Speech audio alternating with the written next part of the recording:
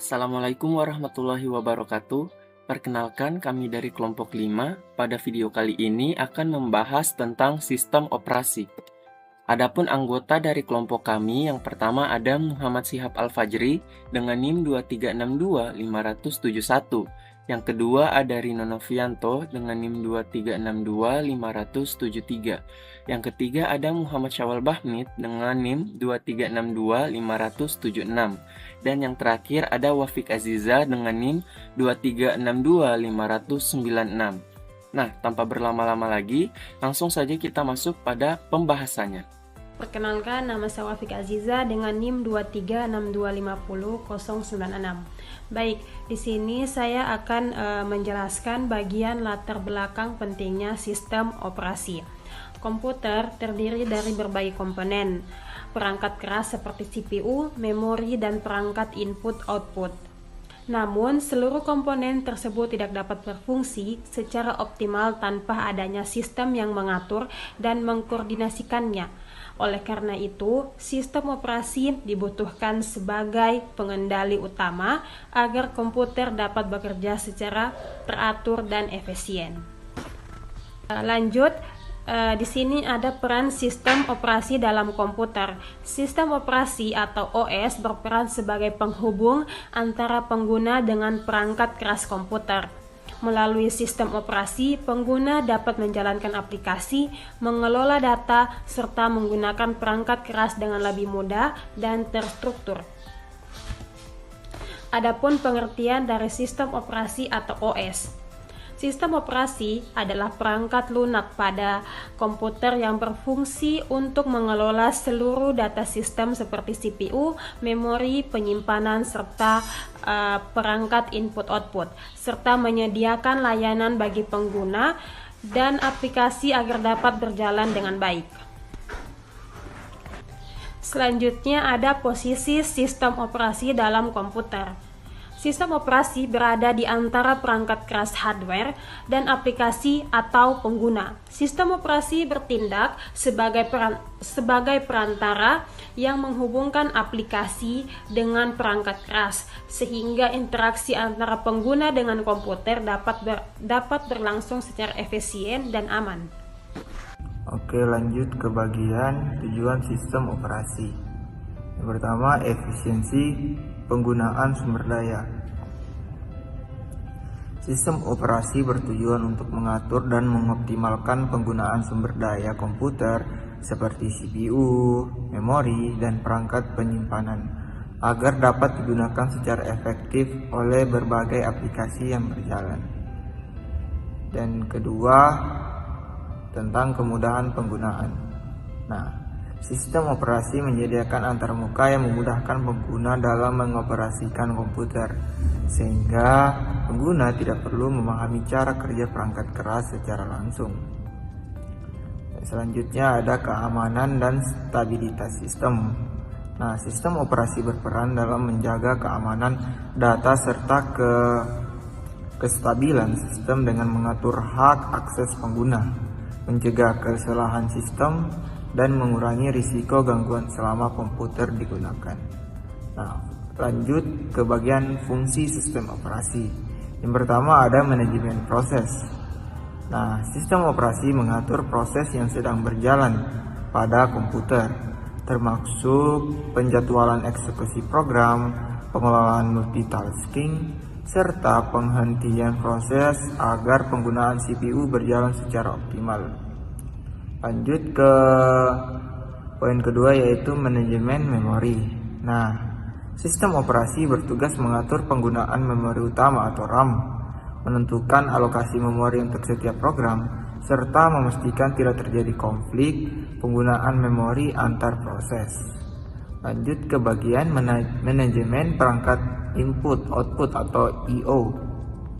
Nah, sistem operasi mengelola komunikasi antara komputer dan perangkat input atau input-output seperti keyboard, mouse, dan printer agar perangkat tersebut dapat digunakan dengan baik. Nah, lanjut ke manajemen penyimpanan. Nah, sistem operasi mengatur penyimpanan data pada media penyimpanan, termasuk pengelolaan file dan folder, sehingga data dapat disimpan, diakses, dan dikelola secara infrastruktur. Nah, lanjut ke antarmuka pengguna.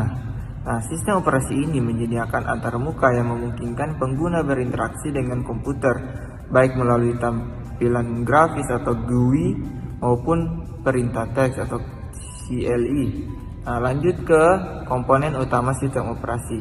Yang pertama ada komponen kernel. Nah, kernel ini merupakan inti dari sistem operasi yang berfungsi mengatur komunikasi antara perangkat keras dan perangkat lunak. Nah, kernel bertanggung jawab dalam manajemen proses, memori, dan pengendalian perangkat keras. Nah, lanjut ke poin selanjutnya itu sel.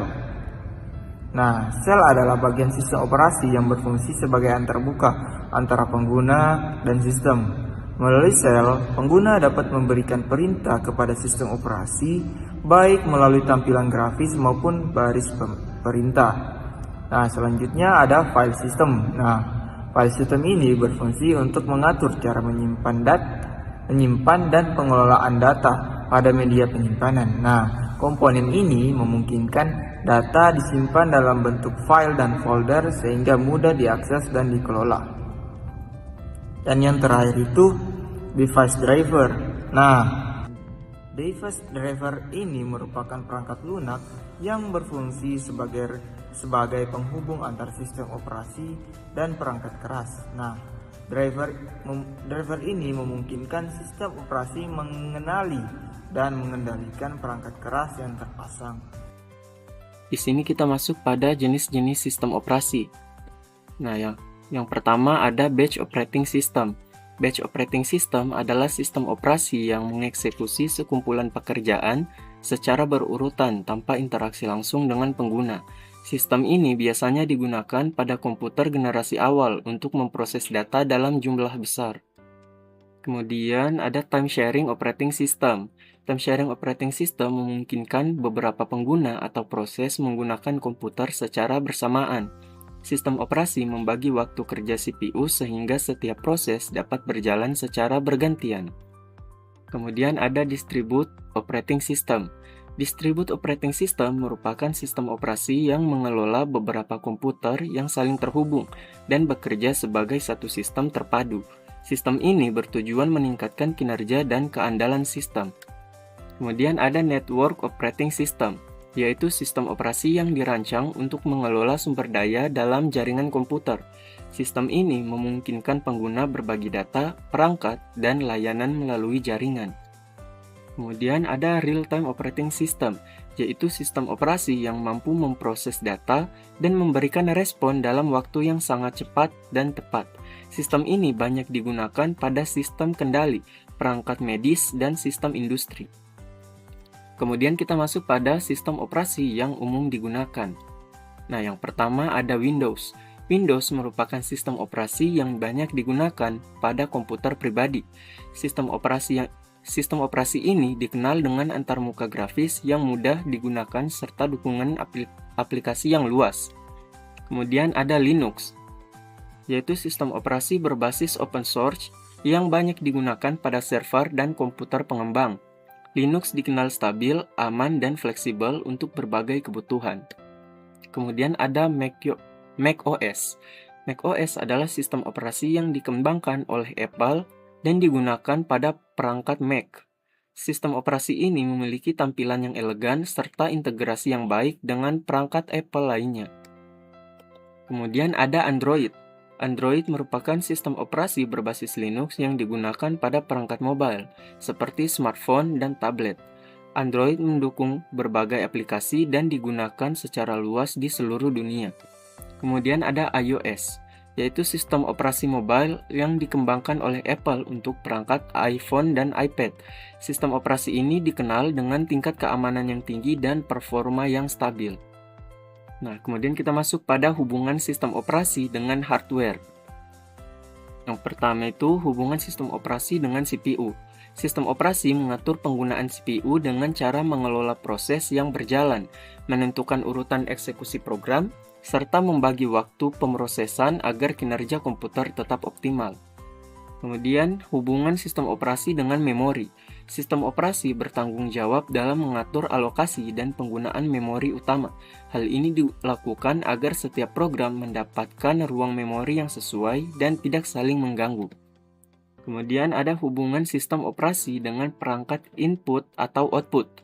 Sistem operasi mengendalikan komunikasi antara komputer dan perangkat input atau output melalui device driver, sehingga perangkat seperti keyboard, mouse, monitor, dan printer dapat berfungsi dengan baik. Di sini saya akan melanjutkan materi kami, yaitu sistem operasi, di mana cara kerja dari sistem operasi sebagai berikut. Pertama-tama ada yang namanya alur eksekusi program, di mana saat pengguna menjalankan sebuah aplikasi, sistem operasi akan memuat program ke dalam memori, mengatur proses yang berjalan, dan menjadwalkan penggunaan CPU agar program dapat dieksekusi dengan baik. Kemudian ada yang namanya proses dari input hingga output, di mana sistem operasi menerima input dari pengguna melalui perangkat input, memperoleh perintah tersebut dengan bantuan CPU dan memori, kemudian menampilkan hasilnya melalui perangkat output seperti monitor atau printer yang sedang bekerja. Dan apa sih kelebihan dan kekurangan dari sistem operasi? Kita masuk kepada kelebihan sistem operasi terlebih dahulu, di mana sistem operasi memudahkan pengguna dalam mengoperasikan komputer serta mengelola perangkat keras dan perangkat lunak secara terstruktur. Selain itu, sistem operasi mampu meningkatkan efisiensi kerja, mendukung multitasking, serta menjaga stabilitas dan keamanan sistem.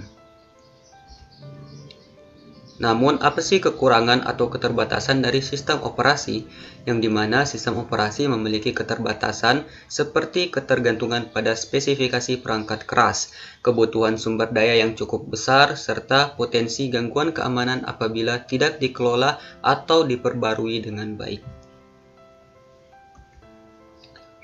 Di sini kita dapat kesimpulan yang dimana sistem operasi merupakan perangkat lunak inti yang berperan penting dalam mengatur dan mengordinasikan seluruh sumber daya komputer, di mana sistem operasi memungkinkan interaksi antara pengguna dan perangkat keras, serta mendukung berjalannya aplikasi secara efektif. Dengan adanya sistem operasi, sistem komputer dapat bekerja secara optimal, stabil, dan juga aman. Oke, baik, sekian dari penjelasan kelompok 4. Di sini saya ucapkan mohon maaf sebanyak-banyaknya apabila ada salah kata atau salah penjelasan dari materi yang kami bawakan, dan terima kasih kepada dosen pengampu kami yang telah mengajarkan atau menjelaskan kepada kami bagaimana jalannya sistem operasi secara baik dan benar. Demikian kami akhiri. Assalamualaikum warahmatullahi wabarakatuh.